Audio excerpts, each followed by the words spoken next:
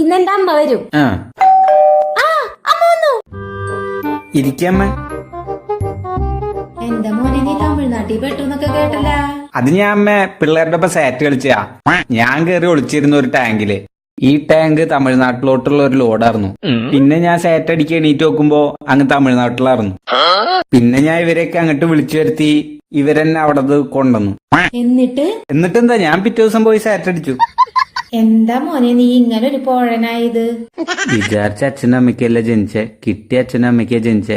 കിട്ടിയ അച്ഛനും അമ്മയ്ക്കും ജനിച്ച കാരണം വിചാരിച്ച കുട്ടിക്കാലം അല്ല കിട്ടിയ കുട്ടിക്കാലം കിട്ടിയ കുട്ടിക്കാലം കിട്ടിയ കാരണം വിചാരിച്ച സ്കൂളിലല്ല പഠിച്ചേ, കിട്ടിയ സ്കൂളിലാ പഠിച്ചേ.